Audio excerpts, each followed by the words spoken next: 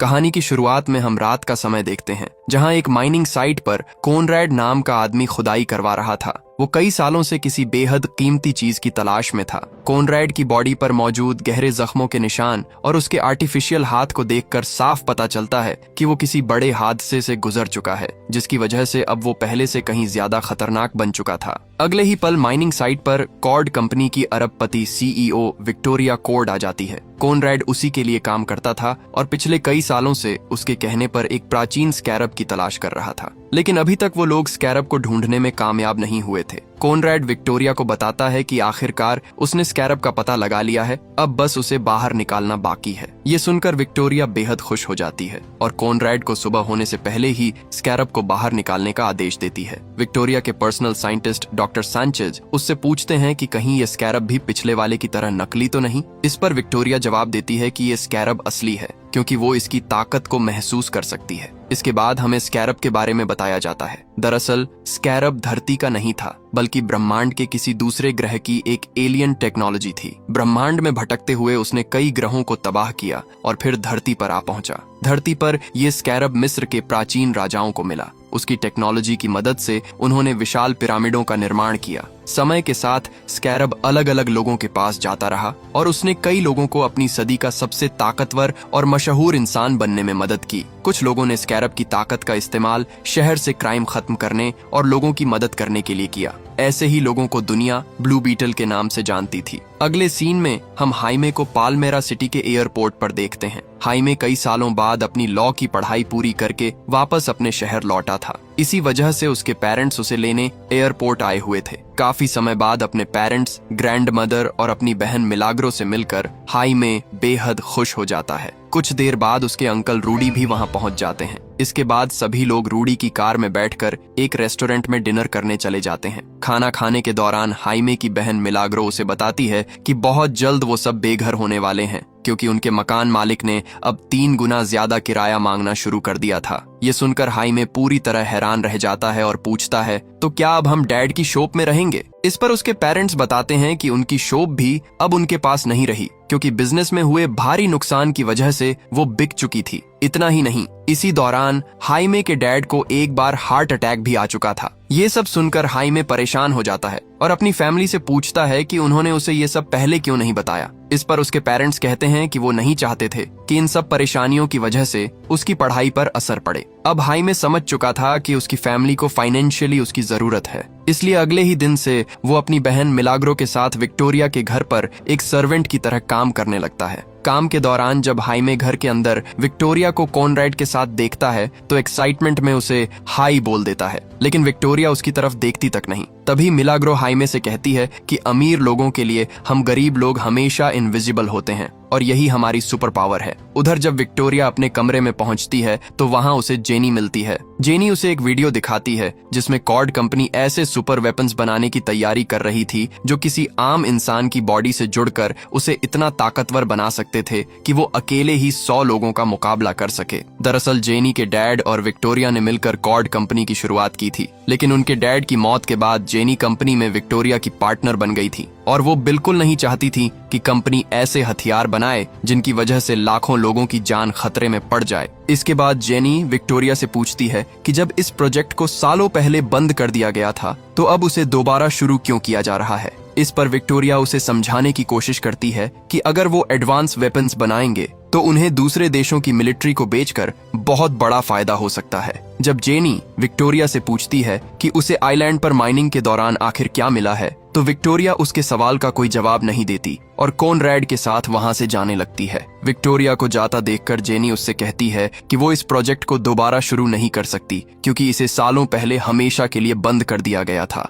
Jenny की बातें सुनकर विक्टोरिया गुस्से में आ जाती है। वो जेनी से कहती है, इस कंपनी को मैंने बनाया है, तुम्हें तो बस अपने डैड की पोस्ट विरासत में मिली है, जिसकी वजह से तुम कंपनी के पैसों से चैरिटी करती फिरती हो और पूरी दुनिया घूमती रहती हो। विक्टोरिया जेनी के डैड और अपने पुराने बिजनेस पार्टनर को भी काफी भला बुरा कहती है। वो बताती है कि कैसे उन्होंने कंपनी को घाटे में डाल दिया और उसे अकेला छोड़कर चले गए। इसके बाद विक्टोरिया ने अकेले ही कंपनी को संभाला और उसे दुनिया की सबसे बड़ी कंपनियों में शामिल कर दिया। अब जेनी और विक्टोरिया के बीच बहस शुरू हो जाती है। थोड़ी दूरी पर खड़ा हाइमे ये सब देख रहा था। उसे लगा कि जेनी खतरे में है, इसलिए वो विक्टोरिया से जेनी के पीछे हटने के लिए कह देता है। हाइमे की इस हरकत से विक्टोरिया बेहद गुस्सा हो जाती है और उसी समय उसे नौकरी से निकाल देती है। इसके बाद हाइमे अपनी बहन मिलाग्रो के साथ कोड कंपनी के बाहर बैठकर जेनी का इंतजार करने लगता है। जैसे ही जेनी बाहर आती है, हाइमे उससे नौकरी के बारे में पूछता है, क्योंकि उसकी वजह से ही विक्टोरिया ने उसे और उसकी बहन दोनों को काम से निकाल दिया था। जेनी हाइमे को उसका साथ देने के लिए धन्यवाद कहती है और उसे अपना नंबर देकर ऑफिस आने के लिए बोलती है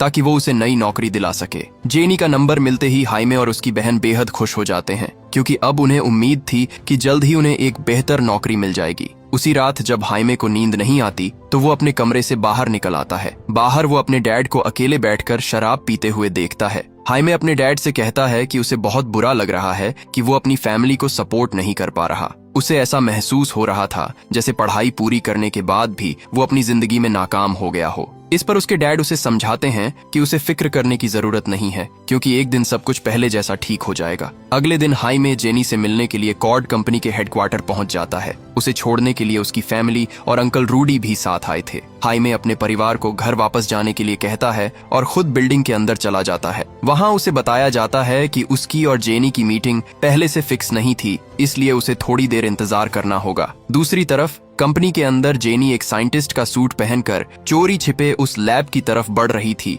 जहां स्कैरब रखा हुआ था। रास्ते में वो बड़ी चालाकी से डॉक्टर सांचेज के पास से लैब की चाबी हासिल कर लेती है और दरवाजा खोलकर अंदर पहुंच जाती है। लैब के अंदर स्कैरब को देखकर जेनी पूरी तरह हैरान रह जाती है, लेकिन इससे पहले कि डॉक्टर सांचेज वापस आते, वो स्कैरब को लेकर वहां से निकल जाती है। जब डॉक्टर सांचेज वापस लौटते हैं और लैब में स्कैरब को गायब देखते हैं तो वो बुरी तरह घबरा जाते हैं। वो तुरंत इमरजेंसी अलार्म बजाकर सिक्योरिटी को अलर्ट कर देते हैं और आदेश देते हैं कि किसी को भी बिल्डिंग से बाहर न जाने दिया जाए। जेनी किसी भी तरह स्कैरब को लेकर वहां से निकलना चाहती थी, लेकिन तभी हाइमे उसे देख लेता है और उसके पीछे जाने लगता है। जेनी हाइमे को समझाने की कोशिश करती है कि इस समय उसके पास बिल्कुल समय नहीं है और वो बाद में उससे बात करेगी, लेकिन तभी पूरी बिल्डिंग में इमरजेंसी अलार्म बजने लगते हैं। मजबूर होकर जेनी वो बॉक्स हाइमे को दे देती है जिसके अंदर स्कैरब रखा हुआ था। वो हाइमे से कहती है कि वो इस बॉक्स को लेकर तुरंत यहाँ से निकल जाए। साथ ही जेनी उसे सख्त चेतावनी देती है कि वो अपनी जान से भी ज्यादा इस बॉक्स का ध्यान रखे और भूल कर भी इसे न खोले। जेनी की बात मानकर हाइमे स्कैरब को लेकर वहाँ से निकल जाता है। जब हाइमे उस बॉक्स के साथ घर पहुंचता है तो उसके फैमिली मेंबर्स उसका मजाक उड़ाने लगते हैं, क्योंकि वो नौकरी मांगने गया था लेकिन बदले में सिर्फ एक छोटा सा बर्गर बॉक्स लेकर लौट आया था। अब सभी लोग हाइमे से बॉक्स खोलने के लिए कहते हैं, क्योंकि वो जानना चाहते थे कि आखिर उसके अंदर क्या है। पहले तो हाइमे साफ मना कर देता है, क्योंकि जेनी ने उसे बॉक्स खोलने से मना किया था, लेकिन परिवार के जिद करने पर वो आखिरकार बॉक्स खोल देता है। बॉक्स के अंदर मौजूद स्कैरब को देखकर हाइमे और उसकी फैमिली पूरी तरह हैरान रह जाते हैं। किसी को समझ नहीं आ रहा था कि आखिर वो चीज क्या थी। जैसे ही हाइमे स्कैरब को हाथ लगाता है, वो एक्टिवेट होने लगता है। ये देखकर हाइमे खुश हो जाता है, क्योंकि उसे लगता है कि ये कोई एडवांस टेक्नोलॉजी डिवाइस है। लेकिन तभी अचानक स्कैरब उसके हाथों से उछलकर सीधे उसके चेहरे से चिपक जाता है। ये देखकर हाइमे और उसके परिवार वाले बुरी तरह डर जाते हैं। जब अंकल रूडी स्कैरब को हाइमे के चेहरे से हटाने की कोशिश करते हैं तो उन्हें जबरदस्त बिजली का झटका लगता है और वो दूर जाकर गिर पड़ते हैं। अब पूरे घर में अफरा तफरी मच चुकी थी। किसी को समझ नहीं आ रहा था कि आखिर हो क्या रहा है। दरअसल स्कैरब ने हाइमे को अपना नया होस्ट चुन लिया था, इसलिए वो धीरे धीरे उसकी बॉडी के अंदर समाने लगता है। अचानक हाइमे की पीठ से स्कैरब के पंजे बाहर निकल आते हैं, जो उसे उठाकर कमरे की छत से लटका देते हैं। इसके बाद एक एक करके हाइमे के जूते और सारे कपड़े जलने लगते हैं और फिर स्कैरब एडवांस एलियन टेक्नोलॉजी की मदद से हाइमे के शरीर पर एक बेहद ताकतवर ब्लू बीटल सूट तैयार कर देता है। अब हाइमे ब्लू बीटल बन चुका था। हाइमे को स्कैरब और उसकी शक्तियों के बारे में कुछ भी पता नहीं था, इसलिए अपने बदले हुए रूप को देखकर वो पूरी तरह हैरान रह जाता है। अब स्कैरब के अंदर मौजूद एआई हाइमे के साथ जुड़ने के बाद अपनी ताकतों को टेस्ट करना चाहती थी। इसी वजह से अगले ही पल वो हाइमे को घर की छत तोड़ते हुए सीधे आसमान में उड़ा ले जाती है। एआई सबसे पहले उसकी फ्लाइंग पावर चेक करना चाहती थी, इसलिए वो हाइमे को सीधे अंतरिक्ष तक ले जाती है। स्पेस में पहुंचकर हाइमे पूरी तरह दंग रह जाता है।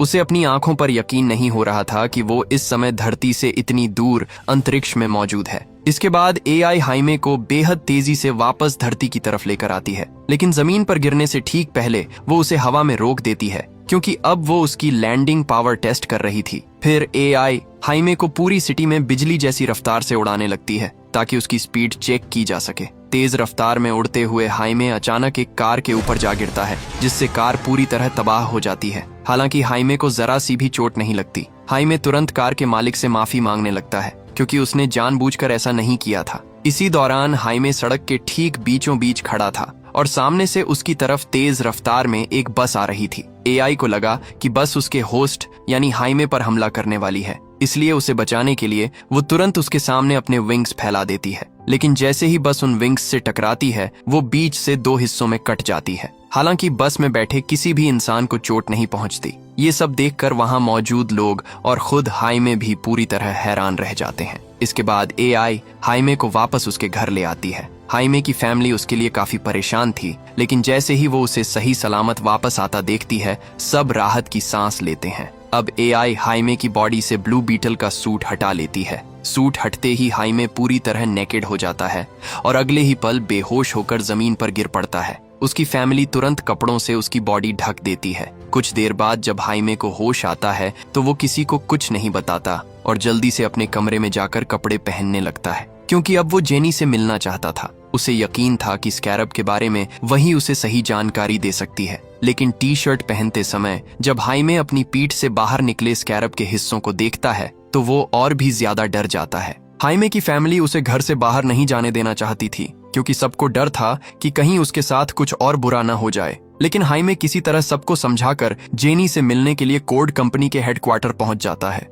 वहां पहुंचकर वो देखता है कि जेनी किसी से छुपते हुए भाग रही है। जैसे ही जेनी की नजर हाइमे पर पड़ती है, वो जल्दी से उसकी कार में बैठ जाती है और उससे तुरंत गाड़ी भगाने के लिए कहती है। दरअसल विक्टोरिया को पता चल चुका था कि लैब से स्कैरब जेनी ने चुराया है, इसलिए अब उसके गार्ड्स जेनी को मारना चाहते थे। हाइमे किसी तरह जेनी को लेकर वहां से भाग निकलता है और विक्टोरिया के गार्ड्स से बचते हुए अपने घर पहुंच जाता है। घर पहुंचते ही हाइमे के अंकल रूडी उस पर गुस्सा करने लगते हैं, क्योंकि वो उनकी कार लेकर गया था और अब वो कई जगह से टूट चुकी थी। हाइमे की फैमिली भी जेनी से नाराज थी, क्योंकि उसी के दिए बोक्स की वजह से हाइमे की ये हालत हुई थी। तभी हाइमे के डैड सबको शांत कराते हैं और कहते हैं कि उन्होंने इससे भी मुश्किल दिन देखे हैं, इसलिए डरने की कोई जरूरत नहीं है, क्योंकि ये बुरा समय भी एक दिन गुजर जाएगा। जब जेनी हाइमे से स्कैरब के बारे में पूछती है तो हाइमे उसे बता देता है कि स्कैरब अब उसकी बॉडी के अंदर मौजूद है। साथ ही वो अपनी पीठ से बाहर निकले स्कैरब के हिस्से भी सबको दिखाता है। ये देखकर जेनी हैरान रह जाती है। वो हाइमे को बताती है कि स्कैरब ने उसे अपना नया होस्ट चुना है, जो बेहद अजीब बात है, क्योंकि स्कैरब किसी को भी इतनी आसानी से अपना होस्ट नहीं बनाता।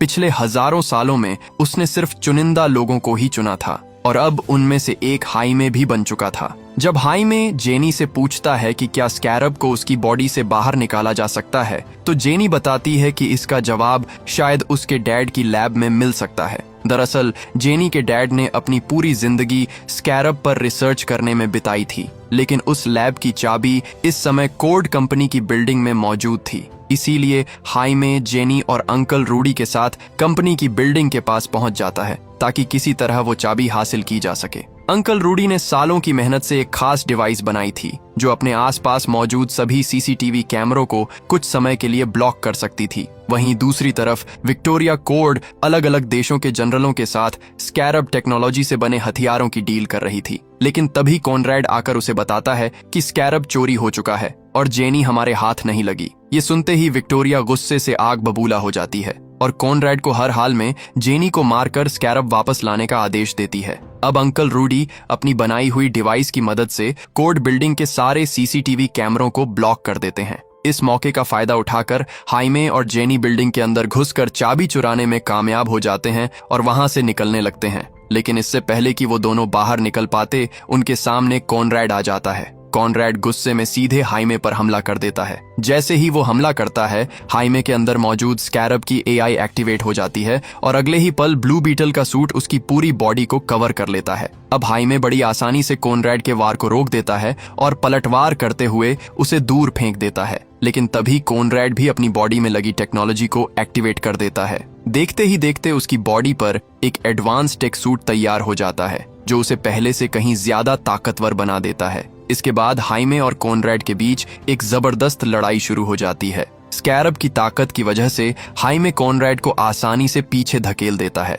तभी एआई हाइमे से अपने एडवांस वेपन्स का इस्तेमाल करके कॉनरैड को खत्म करने के लिए कहती है, लेकिन हाइमे साफ मना कर देता है क्योंकि वो किसी की जान नहीं लेना चाहता था। इसी दौरान कॉनरैड देखता है कि रूडी और जेनी कार से उनकी तरफ आ रहे हैं, इसलिए वो तुरंत उन पर हमला कर देता है। हाइमे जेनी और रूडी को बचाने के लिए कॉनरैड को छोड़कर उनकी तरफ भागता है, लेकिन इसी वजह से कॉनरैड को दोबारा हमला करने का मौका मिल जाता है। इस बार वो हाइमे को बुरी तरह पीट देता है। हालांकि इससे पहले कि कॉनरैड उसे जान से मार पाता, रूडी और जेनी अपनी कार से उसे जोरदार टक्कर मार देते हैं। टक्कर लगते ही कॉनरैड दूर जाकर गिर पड़ता है और उसी मौके का फायदा उठाकर वो लोग हाइमे को कार में बैठाकर वहां से निकल जाते हैं। इसके बाद जेनी चाबी की मदद से लैब का दरवाजा खोलती है और फिर हाइमे और रूडी के साथ अपने डैड की सीक्रेट लैब के अंदर पहुंच जाती है। लैब के अंदर मौजूद एडवांस गैजेट्स और पुराने ब्लू बीटल सूट को देखकर उन सभी को पता चलता है कि जेनी के डैड ही पालमेरा सिटी के असली ब्लू बीटल थे।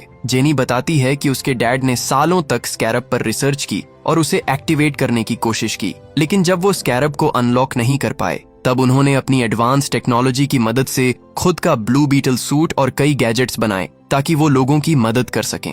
इसके बाद जेनी रूडी से कहती है कि उसके डैड के कंप्यूटर में जरूर ऐसा डेटा होगा जिससे पता चल सके कि स्कैरब किसी इंसान की बॉडी पर कैसे काम करता है या उसे बॉडी से बाहर कैसे निकाला जा सकता है। अब रूडी कंप्यूटर को अनलॉक करके सारी फाइल्स चेक करने लगता है। तभी उन्हें पता चलता है कि हाइमे से पहले स्कैरब ने जिस इंसान को अपना होस्ट चुना था, जेनी के डैड ने उस पर भी रिसर्च की थी। उस रिसर्च से उन्हें एक बेहद डरावनी बात पता चली थी। स्कैरब को उसके होस्ट की बॉडी से तब तक अलग नहीं किया जा सकता जब तक उस इंसान की मौत न हो जाए। ये सुनते ही हाइमे पूरी तरह टूट जाता है। वो अपनी पूरी जिंदगी किसी मशीन या एंड्रॉइड की तरह नहीं जीना चाहता था। गुस्से और डर में हाइमे लैब से बाहर चला जाता है। उसे समझाने के लिए अंकल रूडी भी उसके पीछे जाते हैं। रूडी हाइमे को बताते हैं कि कैसे उसके डैड ने अपनी पूरी जिंदगी फैमिली के लिए कुर्बान कर दी और हमेशा वही किया जिससे उनका परिवार खुश रह सके।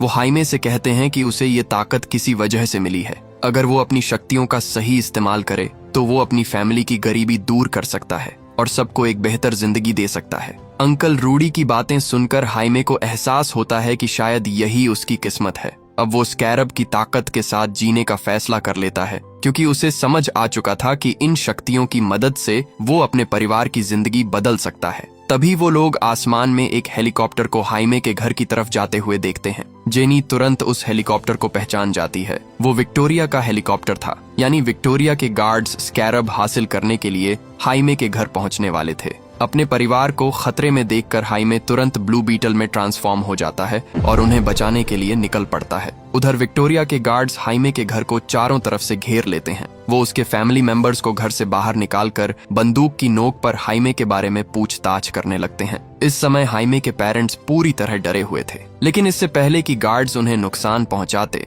वहां ब्लू बीटल बन चुका हाइमे पहुंच जाता है और गार्ड्स पर हमला करके अपने परिवार को बचा लेता है। अब विक्टोरिया के गार्ड्स हाइमे पर गोलियां चलाना शुरू कर देते हैं, लेकिन ब्लू बीटल का सूट पूरी तरह बुलेट प्रूफ था, इसीलिए हाइमे को कुछ नहीं होता। इसके बाद जब गार्ड्स उसके परिवार पर हमला करने की कोशिश करते हैं तो हाइमे अपने विंग्स की मदद से सबको बचा लेता है। स्कैरब की एआई लगातार हाइमे से कह रही थी कि वो अपने घातक हथियारों का इस्तेमाल करके सभी गार्ड्स को मार डाले, लेकिन हाइमे फिर से ऐसा करने से मना कर देता है। वो सिर्फ ऐसे हथियारों का इस्तेमाल करता है जिनसे गार्ड्स घायल हों लेकिन उनकी जान न जाए। विक्टोरिया कोड हेलीकॉप्टर में बैठकर ऊपर से ये सब देख रही थी। वो तुरंत कॉनरैड को अपने खतरनाक हथियारों से हाइमे पर हमला करने का आदेश देती है। स्कैरब की एआई हाइमे को पहले ही चेतावनी दे देती है कि उस पर हमला होने वाला है, इसलिए हाइमे भी कॉनरैड का सामना करने के लिए तैयार हो जाता है। लेकिन दूसरी तरफ हाइमे के डैड अपनी बेटी मिलाग्रो के साथ वहां से निकलने की कोशिश कर रहे थे कि तभी अचानक उन्हें हार्ट अटैक आ जाता है। अपने डैड को मुसीबत में देखकर हाइमे तुरंत उनकी तरफ भागता है, लेकिन इसी दौरान कॉनरैड पीछे से हमला करके उसे बुरी तरह घायल कर देता है। अब हालत इतनी खराब हो चुकी थी कि स्कैरब की एआई भी हाइमे की मदद नहीं कर पा रही थी। कॉनरैड हाइमे को बंदी बनाकर अपने साथ ले जाता है। उधर हार्ट अटैक की वजह से हाइमे के डैड की मौत हो जाती है और उसी दौरान एक जबरदस्त धमाके के साथ उनका घर भी जलकर राख हो जाता है। एक ही पल में हाइमे की फैमिली ने अपना घर और परिवार का सबसे अहम सदस्य दोनों खो दिए थे। इस हादसे से पूरा परिवार टूट चुका था। इसके बाद जेनी हाइमे की फैमिली को अपने डैड के पुराने हेडक्वार्टर में ले जाती है। वहां अंकल रूडी सालों से बंद पड़े जेनी के डैड के पुराने शिप को दोबारा चालू कर देते हैं। अब सभी लोग उसी शिप में बैठकर विक्टोरिया को रोकने और हाइमे को बचाने के लिए निकल पड़ते हैं। उस शिप के अंदर कई एडवांस हथियार मौजूद थे। हाइमे की फैमिली अपनी पसंद के हथियार चुन लेती है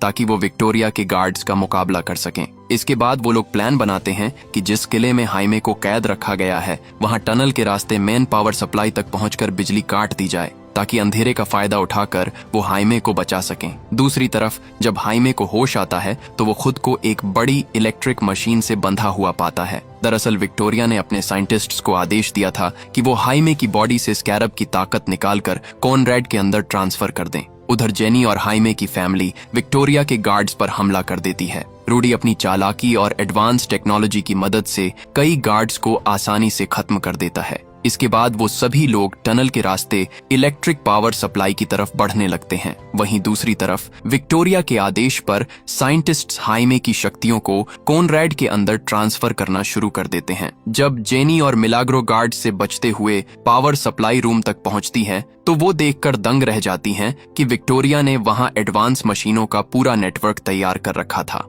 इन मशीनों की मदद से वो हाइमे की बॉडी से निकलने वाली एनर्जी को स्टोर कर रही थी ताकि स्कैरब की ताकत से और भी खतरनाक हथियार बनाए जा सकें। ये देखकर जेनी पूरे इलाके में बम लगा देती है और फिर वहां से निकल जाती है। अगले सीन में हम हाइमे को देखते हैं जिसे एक अजीब सा विजन दिखाई देता है। उस विजन में वो अपने डैड से मिलता है। अपने डैड को देखकर हाइमे बेहद खुश हो जाता है। हाइमे के डैड उसे समझाते हैं कि उसे स्कैरब को पूरी तरह अपना लेना चाहिए ताकि वो दोनों एक हो जाए, क्योंकि यूनिवर्स ने उसे किसी खास मकसद के लिए चुना है। हाइमे अपने डैड से उसके साथ वापस चलने के लिए कहता है, लेकिन उसके डैड मना कर देते हैं। तभी वो पूरी जगह टूटने और बिखरने लगती है। अपने डैड की बात मानकर हाइमे स्पेस में तैर रहे ब्लू बीटल को छू लेता है। जैसे ही वो ऐसा करता है, स्कैरब की एआई और हाइमे की पावर पूरी तरह एक दूसरे से जुड़ जाती है। लेकिन अब तक बहुत देर हो चुकी थी, क्योंकि स्कैरब की काफी ताकत पहले ही कॉनरैड की बॉडी में ट्रांसफर हो चुकी थी। अब कॉनरैड पहले से कहीं ज्यादा ताकतवर बन चुका था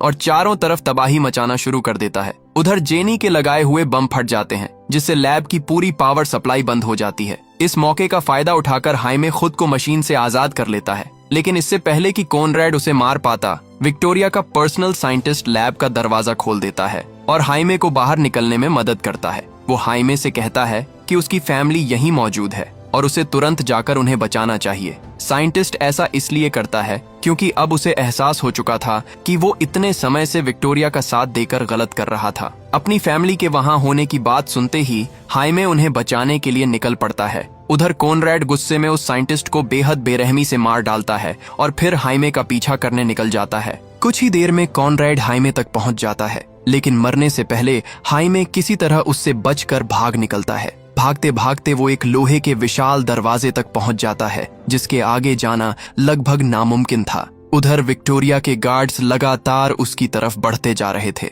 इस समय हाइमे स्कैरब की ताकत का इस्तेमाल भी नहीं कर सकता था, क्योंकि स्कैरब की एआई उसे बताती है कि पावर ट्रांसफर होने की वजह से सिस्टम को दोबारा एक्टिवेट होने में थोड़ा समय लगेगा। अब इससे पहले कि विक्टोरिया के गार्ड्स हाइमे को मार पाते, वहां उसकी ग्रैंड मदर एक विशाल मशीन गन लेकर पहुंच जाती हैं और आते ही सारे गार्ड्स को गोलियों से भून देती हैं। अपनी दादी का ये खतरनाक रूप देखकर हाइमे पूरी तरह हैरान रह जाता है। इसके बाद उसकी ग्रैंड मदर हाइमे को गार्ड से बचाकर सुरक्षित शिप तक ले आती है। वहीं दूसरी तरफ जेनी और हाइमे की बहन मिलाग्रो अब भी टनल के अंदर फंसी हुई थीं। इसी दौरान विक्टोरिया को टनल के अंदर जेनी मिल जाती है और वो उसे बंदी बनाकर अपने साथ ले जाती है। जब हाइमे को पता चलता है कि जेनी और उसकी बहन अभी भी टनल में फंसी हुई हैं, तो वो उन्हें बचाने के लिए दोबारा टनल के अंदर जाने का फैसला करता है। अगले सीन में हम मिलाग्रो को देखते हैं, जो अकेले ही जेनी के डैड के एडवांस गैजेट्स की मदद से विक्टोरिया के गार्ड्स से लड़ रही थीं। लेकिन तभी वहां हाइमे भी पहुंच जाता है और गार्ड्स को बुरी तरह हराना शुरू कर देता है। अपनी बहन को सही सलामत देखकर हाइमे बेहद खुश हो जाता है, लेकिन तभी वहां कॉनरैड आ जाता है और सीधे हाइमे पर हमला कर देता है। अब दोनों के बीच एक बेहद खतरनाक लड़ाई शुरू हो जाती है। दूसरी तरफ विक्टोरिया कोड हेलीकॉप्टर में बैठकर जेनी को बंदी बनाए हुए थी और ऊपर से हाइमे और कॉनरैड की लड़ाई देख रही थी। इसी दौरान जेनी मौका देखकर अपने डैड के बबलगम वेपन का इस्तेमाल करती है, जिससे हेलीकॉप्टर क्रैश हो जाता है। क्रैश में पायलट की मौत हो जाती है, लेकिन विक्टोरिया और जेनी दोनों बबलगम के विशाल झाग की वजह से बच जाते हैं। उधर हाइमे और कॉनरैड की लड़ाई में कॉनरैड लगातार भारी पड़ रहा था, क्योंकि स्कैरब की पावर हासिल करने के बाद वो पहले से कहीं ज्यादा ताकतवर बन चुका था। हाइमे पूरी बहादुरी से लड़ता है, लेकिन वो ज्यादा देर तक कॉनरैड का सामना नहीं कर पाता। अब जैसे ही कॉनरैड हाइमे को मारने वाला होता है, तभी अंकल रूडी उस पर पत्थरों से हमला करना शुरू कर देते हैं। इस वजह से कॉनरैड हाइमे को छोड़कर रूडी पर हमला करने लगता है। हाइमे को लगता है कि कॉनरैड ने उसके अंकल को मार दिया है। ये देखकर वो गुस्से में अपना पूरा पावर इस्तेमाल करते हुए कॉनरैड पर हमला कर देता है और उसे बुरी तरह घायल कर देता है। अब हाइमे कॉनरैड को खत्म करना चाहता था, लेकिन तभी स्कैरब की एआई उसे रोक देती है। दरअसल एनर्जी ट्रांसफर के दौरान एआई ने कॉनरैड की यादों को पढ़ लिया था। उसे पता चलता है कि कॉनरैड ने बचपन से ही बहुत दर्द सहा था। एक युद्ध में वो बुरी तरह घायल हो गया था, जिसकी वजह से उसके कई बॉडी पार्ट्स काटने पड़े। इसके बाद विक्टोरिया ने उसकी यादें मिटाकर उसे अपने फायदे के लिए इस्तेमाल करना शुरू कर दिया। कॉनरैड की सच्चाई जानने के बाद हाइमे उसे मारने का फैसला बदल देता है। अब धीरे धीरे कॉनरैड की पुरानी यादें वापस आने लगती हैं। उसे ऐसा महसूस होता है जैसे उसकी माँ उसे पुकार रही हो। इसी वजह से वो सीधे विक्टोरिया के पास जाता है और खुद को ब्लास्ट कर देता है। उस धमाके में कॉनरैड के साथ साथ विक्टोरिया भी मारी जाती है। कॉनरैड के ब्लास्ट से वहां किसी न्यूक्लियर धमाके जैसी तबाही मच जाती है, लेकिन हाइमे जेनी के डैड के शिप की मदद से अपने पूरे परिवार और जेनी के साथ वहां से सुरक्षित निकलने में कामयाब हो जाता है। बाद में पता चलता है कि अंकल रूडी भी कॉनरैड के हमले से बच गए थे। उन्हें जिंदा देखकर हाइमे बेहद खुश हो जाता है। अगले सीन में हमें पता चलता है कि विक्टोरिया की मौत के बाद अब पूरी कोड कंपनी की मालिक सिर्फ जेनी रह गई है। वहीं दूसरी तरफ हाइमे का घर जलने के बाद उनके पड़ोसी उनकी मदद के लिए आगे आते हैं। अपने आसपास के लोगों का प्यार और साथ देखकर हाइमे और उसकी फैमिली काफी भावुक हो जाती है। कुछ समय बाद जेनी भी हाइमे से मिलने वहां पहुंचती है। दरअसल अब दोनों एक दूसरे को पसंद करने लगे थे। जेनी फैसला करती है कि वो हाइमे और उसकी फैमिली की आर्थिक मदद करेगी, ताकि वो फिर से अपनी जिंदगी शुरू कर सकें। और इसी के साथ ब्लू बीटल की कहानी यहीं खत्म हो जाती है।